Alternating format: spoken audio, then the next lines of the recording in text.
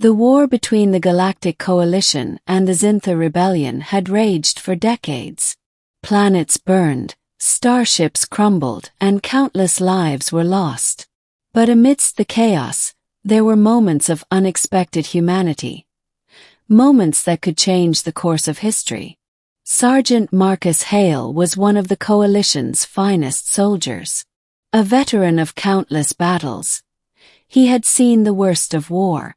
Yet, despite the bloodshed, he held on to a belief that not all conflicts had to end in destruction. His squad often teased him for his idealism, but they respected him for it too. It was on the jungle planet of Veyra 9 that Marcus's life would change forever. The mission was simple. Infiltrate a Zynthar outpost, gather intel and extract. But nothing ever went according to plan. The squad was ambushed by Zynthar forces, and Marcus found himself separated from his team, deep in enemy territory. As he navigated the dense, bioluminescent jungle, Marcus stumbled upon a crashed Zynthar shuttle. Curiosity and caution warred within him, but his training won out. He approached the wreckage, weapon drawn.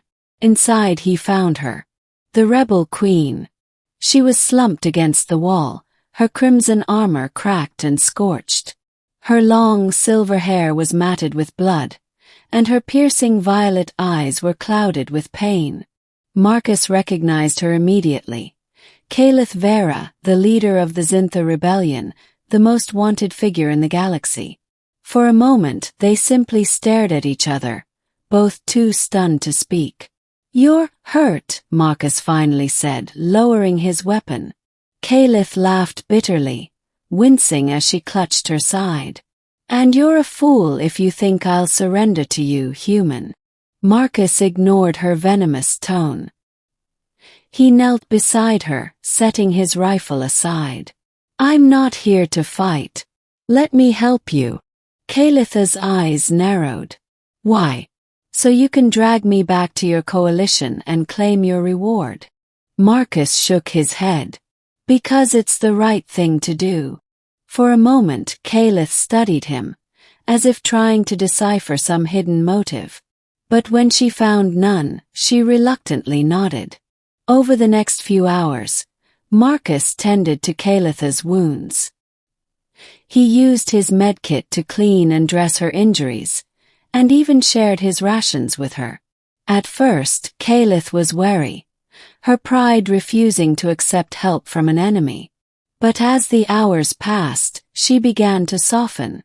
"You're not like the others," she said quietly, as Marcus adjusted the bandage on her arm. "Neither are you," he replied. Kaelith raised an eyebrow. "What do you mean?" Marcus hesitated, then said, "I've seen the way you lead your people. You fight for them, not against us. I respect that." Kaelith looked away, her expression unreadable. "You don't know what you're talking about." "Maybe not," Marcus admitted. "But I know what it's like to fight for something bigger than yourself." For the first time Kaelith smiled, a small, fleeting thing but genuine. As night fell, the jungle grew colder. Marcus built a small fire, and the two of them sat in silence, watching the flames dance. "Why did you join the coalition?" Kaelith asked suddenly. Marcus shrugged. "I wanted to protect people. My family, my home. I thought joining the military was the best way to do that." "And now?" Marcus sighed. "Now, I'm not so sure. Sometimes it feels like we're just perpetuating the cycle of violence." Kaelith nodded. "I understand. That's why I started the rebellion. The coalition claims to bring order, but all they bring is oppression. My people deserve freedom." "Freedom at what cost?" Marcus asked. "How many more have to die before this war ends?" Kaelith didn't have an answer. The next morning Marcus knew they had to part ways. His squad would be looking for him, and Kaelith's forces were likely searching for her as well. "Thank you," Kaelith said as they stood at the edge of the jungle. "For saving my life." Marcus nodded. "Take care of yourself." Kaelith hesitated, then reached into her armor and pulled out a small, intricately carved pendant. It glowed faintly, pulsing with a soft, golden light. "Take this," she said, pressing it into Marcus's hand. Marcus frowned. "What is it?" "A gift," Kaelith replied. "A token of my gratitude. And a reminder that not all of us are enemies." Before Marcus could respond, Kaelith turned and disappeared into the jungle. Weeks passed, and Marcus returned to his duties. But he couldn't stop thinking about Kaelith, or the pendant she had given him. It was unlike anything he had ever seen, and it seemed to hum with a strange, otherworldly energy. One night, as he sat alone in his quarters, Marcus decided to examine the pendant more closely. As he held it up to the light, the golden glow intensified, and suddenly, a holographic image appeared before him. It was Kaelith. "Marcus," her holographic form said, her voice soft but steady. "If you're seeing this, it means I am no longer alive. I want you to know that our meeting changed me. Your kindness showed me that there is still hope for peace, even in the darkest of times."